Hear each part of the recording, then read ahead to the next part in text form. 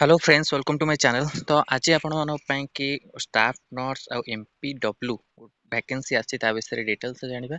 तो वीडियो को शेष पर्यंत देखंतु। हम चैनल प्रथम थर पई चैनल को सब्सक्राइब करंतु और एई भली कंटेंट पई बेल आइकन को क्लिक करंतु जद समस्त वीडियो नोटिफिकेशन आपण पाखरे पहुंच परिबो। एटा एनएचएम आपणकर महाराष्ट्र तरफ आपणकर पई आसीछि। और पीडीएफ टी आपनको टेलीग्राम चैनल में मु शेयर करदेबी।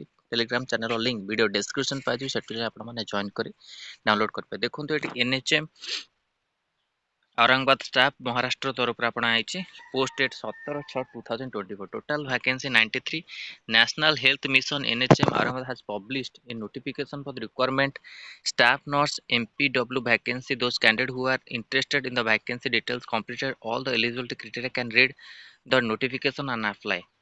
ଆପଣଙ୍କ ଏଠି ଦେଇଛି ଦେଖନ୍ତୁ for the open category 150 for the reserve category 100 payment demand draft ଆପଣଙ୍କ ରହିବ। ता सहित कौन कौन स्टाफ नर्स 47 आपणकर रोचे vacancy 12th pass GNM BSc nursing MPW 46 12th science paramedical basic training course and sanitary inspector course. Maximum age open category 38 maximum age for the reserve category 43 years रोचे। Are details notification आपण माने Telegram channel रे पाइजिबे। तो एटा आपन NHA Maharashtra तरफ update आसीला।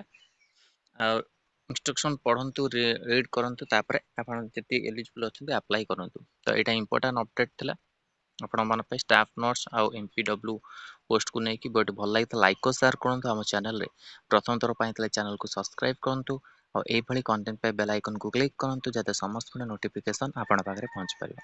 धन्यवाद।